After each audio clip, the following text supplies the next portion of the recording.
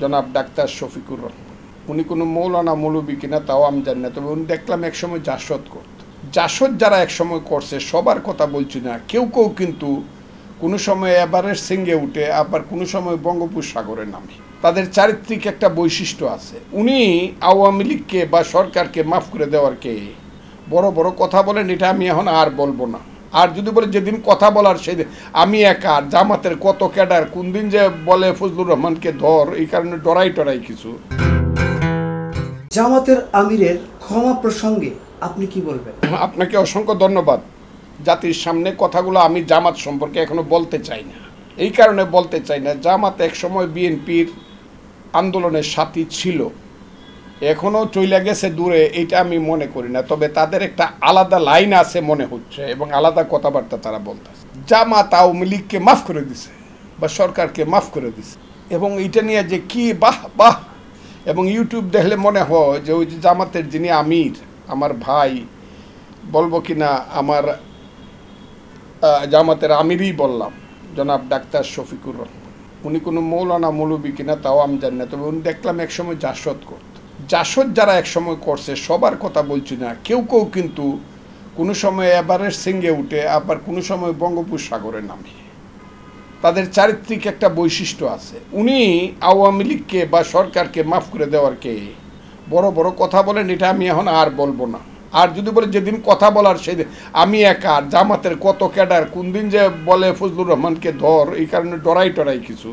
কিন্তু জামাত যেভাবে মাঝে মধ্যে কথা বলে, যা যা চায়, এইগুলা কিন্তু নাম যদি দেশের বাংলাদেশ থাকে, তাহলে এইগুলা কিন্তু বাস্তবায়িত হবে না। কারণ যাই করতে চান, জনাব ইউনূস সাহেবও যদি চায়, আমি আবারও বলছি, জনাব অধ্যাপক মোহাম্মদ ইউনূস মহান ব্যক্তি, তাকে আমি তার সম্পর্কে যে কথা বলছি, বাংলাদেশে পৃথিবীতে কেউ এই কথা বলে নাই। আমি জনাব ইউনূস সাহেব সম্পর্কে এখনও বলছি, উনি মহান ব্যক্তি। উনিও যদি চায়, বাংলাদেশের মানুষের ভোট অধিকার ছাড়া বাংলাদেশকে কেউ 1 ইঞ্চি পরিবর্তন করতে পারবে না। জোর করে আজকে করতে পারেন, কিন্তু কালকে কিন্তু এটা থাকবে না। আমি কি কথাটা আবারও বুঝতে পারি? জোর করে একটা ঘটনা করে ডিক্লারেশন দিয়ে দিতে পারেন, এটা চেঞ্জ করলাম, কিন্তু এটার পিছনে যদি পাবলিকের ভোটাধিকারের প্রয়োগ না হয়, এবং মিনিমাম 2/3 সদস্যের, পার্লামেন্ট সদস্যের যদি রায় না থাকে, বাংলাদেশের একটা অক্ষর পরিবর্তন করার রাইট কারো নাই। যদি কেউ পরিবর্তন করতে চান, বাপকা বেটা সিপাহী গুড়া আসেন না, আমি তো কেউ না, আমি বাংলাদেশে সব মরে গেছে আমার সাথীরা, মুক্তিযোদ্ধা। আমার ইটনা মিটা মনষ্ট গ্রাম, আমি 1200 মুক্তিযোদ্ধা লিড করছি, এর মধ্যে 900 মরে গেছে গা, 103 কাছে বিছনায় পড়ে না। আমি ফজলুর রহমান বলছি, যাই করেন ভোট করতে হবে। বাংলাদেশ যদি থাকে, এখনও কিন্তু মুক্তিযোদ্ধারা জীবিত আছে, ভোট করতে হবে। বাজে বাজে কথা কইয়া অনার্থক এই দেশটাকে গৃহযুদ্ধের দিকে নিয়েন না, এটা হলো আমার কথা। আমি এটা দেখতেছি, এবং কিছু কিছু কথা আছে এইসব ব্যাপারের তত্ত্বাবধায়ক সরকার বা অন্তর্বর্তীকালীন সরকারেরও মাম থাকা উচিত না, মুখ বন্ধ থাকা, তাদের বলা উচিত, এইসব কথা বলা উচিত না, আমি এটা মনে করি। তত্ত্বাবধায়ক সরকার যারা করতেছেন তাদের যোগ্যতা সম্পর্কে আমার কোনো প্রশ্ন নাই, কিন্তু তাদের 3 জন ছাড়া, 3 বা 4 জন ছাড়া, 2 জন হলো সন্তান তুল্য আমার 2 জন ছাত্র নেতা সমন্বয়ক, আরেকজন হলো জনাব আসিফ নজরুল। এই 3 জন ছাড়া ডাইরেক্টলি কেউ কোনো আন্দোলনেই ছিল না, রিস্ক নেয় নাই। হ্যাঁ, আমার আরেকটা ছোট ভাই আছে শুভ্র, তার নাম আদিলুর রহমান শুভ্র, মানব অধিকার করে জেলে গেছে, সেটা ভিন্ন প্রেক্ষাপটে গেছে। কিন্তু আন্দোলন সংগ্রাম যেটা হয়েছে, সেই সংগ্রামে তারা কেউ ছিলেন না। তারা এখন দেশ চালাচ্ছে, চালাক, আমার কোনো, তারা ভালো মানুষ, এখন পর্যন্ত ভালোই চালাইতেছে, আমি এটা না করি না। কিন্তু কিছু কিছু ব্যাপারে তাদের একটু চিন্তা করা উচিত। কিছু কিছু ব্যাপারে এত আঘাত লাগে মনে, যখন কথাগুলো দেখি আমি, এগুলা কিন্তু ইঙ্গিতে কথাগুলো বলবো একদিন স্পষ্ট করে, যখন দেখি তখন অনেককে ফোন করি। আগে একবার ফোন করলেই ধরতো, এখন 7 বার ফোন করলে ধরে, এপিএসে ধরে কয় স্যার মিটিংয়ে আছে।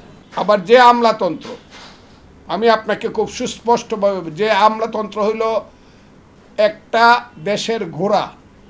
সেনাপতির যেমন ঘোড়া লাগতো মধ্যযুগে যুদ্ধে যাওয়ার জন্য, সরকারের তেমনি ঘোড়া হইল আমলাতন্ত্র, তার পিঠে চড়ে সরকার যুদ্ধে যায়। সেই ঘোড়া যদি পিঠ নড়াচড়া করে, ঠিকমতো কদম না নেয়, তাহলে সেনাপতি যুদ্ধে কিন্তু জয়লাভ করতে পারবে না। আমার মনে হইতেছে ইউনূস সাহেবের যে বর্তমান অন্তর্বর্তীকালীন সরকার আছে, সেই সরকারের যে আমলাতন্ত্র ঘোড়া, সেটা ঠিকমতো কদম এখনও নিচ্ছে না। এটা খুব সাবধান বানিয়ে দিচ্ছি, তারা কিন্তু নিচ্ছে না। আমি শুধু একটা উদাহরণ আপনাকে দেবো, এটা আমি সব জায়গাতে বলবো। আমি 3 দিন চেষ্টা করে একজন সচিবকে পাইলাম, যে কোনো কারণেই হোক। কারণ ওই যে ডিসি সাহেবরা বসে রয়েছে, এরা কিন্তু আওয়ামী লীগের ছেলে, হাসিনার ছেলে, প্রত্যেক জায়গাতে বসে রয়েছে।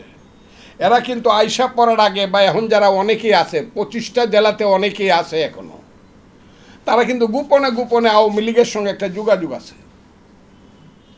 এবং আওয়ামী লীগের ওই যে কন্ট্রাক্টারি বিল বাদর, তাদের যে টাকা পয়সা পাওনা গোপনে দস্তখত দিতেছে অনেকেই। আমার কথাটা খুব বোঝার চেষ্টা করেন। এদেরকে চেঞ্জ করে না, তারা যেন চলতেছে না, মনে হয় যেন এই কচ্ছপের গতিতে চলতেছে এই সরকার, তাদেরকে চেঞ্জ করতেছে না।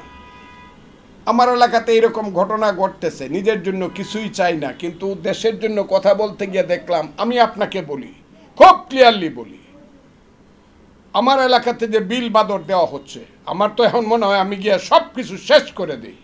এই তত্ত্বাবধায়ক সরকার শুনে রাখেন, এই বিল বাদরগুলা বিনা পয়সায় সস্তা দামে, পানি যেমন পানির দামে বিলগুলা দিলে পরে এইগুলার মধ্যে এক একজন জমিদার বসাইতো আওয়ামী লীগের নেতারা। সেই জমিদার কাউকে এই বিলের আশেপাশে বর্ষাকালেও মাছ ধরতে দিত না। কিন্তু বাঙালি জাতির সবসময়ের স্লোগান ছিল, বাঙালি জাতির স্লোগান ছিল সবসময়, ভাসান পানিতে মাছ ধরার অধিকার দিতে হবে। বর্ষাকালে মাছ ধরতে পারবো না কেন? আমি বিলে মাছ ধরবো না, বিলের পাশেও মাছ ধরতে পারবো না? ওই নিয়মটা এখনো রয়ে গেছে যে না, কেউ মাছ ধরতে পারবে না। এবং এই অত্যাচারটা চলছে। এই কথা ডিসি সাহেবরে ফোন করলে আইনে আছে, আমি কি করব? আইন দেখায়। সচিব সাহেবরে বললে আইন দেখায়। 2-1 বার আইন দেখানোর পরে আমি একজন সচিবরে জিজ্ঞাসা করছি, নামটা আর বললাম না, আপনি যেহেতু আইন করেন, আমি তো আইনের ছাত্র ছিলাম, আমার আইনের বয়স হলো 47 বছর, আমি হাইকোর্টে ওকালতি করি 42 বছর, সামান্য করিও। আমি আইন পড়ার জন্য বা আইন করার জন্য জন্ম নিয়েছিলাম না, জন্ম নিয়েছিলাম রাজনীতি করার জন্য। সেই কারণে আমি বলছি, আপনি যে আমার এত আইন দেখান, আপনি কোথায় ছিলেন 18 সনে? তখন উনি মুখ ফসকে বলে ফেললো, আমি অমুক জেলার ডিসি ছিলাম। ও, আপনি 18 সনে অমুক জেলার ডিসি ছিলেন, তাহলে তো আপনি রিটার্নিং অফিসার? হ্যাঁ ছিলাম। আমাকে তাহলে একটা প্রশ্ন করি, আইনের প্রশ্ন। বললো করেন। আমি রিটার্নিং অফিসার সাহেব, আপনার জেলাতে তো 5টা সিট ছিল, যে পরের দিনের ভোটটা যে আগের রাত্রে মারিয়ে ফেলছিলেন এবং সবাইরে বলে দিছিলেন প্রিসাইডিং অফিসার সহ অ্যাসিস্ট্যান্টের যাতে 60% ভোট মাইরে তারা ঘুমায়, এটা কোন আইনে দিছিলেন আপনি? এই আইনটা আমার একটু বুঝান। এরপরে চুপ হয়ে গেছেন। আমি তাদেরকে ডিফেম করতেছি না, কিন্তু তারা যদি চরিত্র পরিবর্তন না করে, দেশ আরও সর্বনাশের দিকে যাবে। জনাব ইউনূস সাহেবকে বলো, ডক্টর মোহাম্মদ ইউনূস আমার শ্রদ্ধেয় ব্যক্তি, আমি ওনাকে স্মরণ করে বলছি কথাটা, আপনার উপরে সারা দেশেরও আছে, আপনি এই যে ঘোড়াটাকে ঠিকমতো কদম নেওয়ার ব্যবস্থা করেন, না হলে কিন্তু আপনারও সর্বনাশ হবে। আমি সেই কথাটা বলছি। আমি চাই আপনি সব ঠিক করেন। আমি কালকে ইলেকশন দেন এই কথা কিন্তু বলছি না, আমি সেই কথা বলছি না। আপনি ইনস্টিটিউশন ঠিক করেন, কিন্তু প্রশাসন ঠিক না করলে আপনি যে কলমে কালি নাই, সেই কলম দিয়ে কিন্তু চিঠি লিখতে পারবেন না। ইউনূস সাহেব, এই আমলাতন্ত্রের কলমে কিন্তু কালি নাই।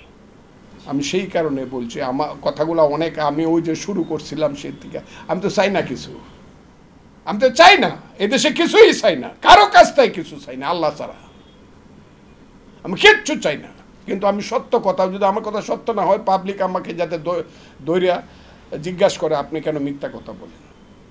আমলাতন্ত্র ঠিক হয় নাই, সব জায়গাতে এখনো শেখ হাসিনার প্রশাসন বৈশাখ নিজ পর্যন্ত বরং আমার কাছে মনে হয়েছে পুলিশের যেন কি কারণে যেন কিছু উপলব্ধি হয়েছে, কারণ পুলিশ মারছে এবং নিজে মরছে, এই কারণে তার একটা উপলব্ধি হয়েছে। পুলিশ অন্যদেরকে মারছে, নিজেরাও মরছে, এই কারণে তাদের একটা কিছুটা উপলব্ধি হয়েছে, কিন্তু আমলাতন্ত্রের কোনো উপলব্ধি হয়নি, এটা আমার কাছে মনে হয়।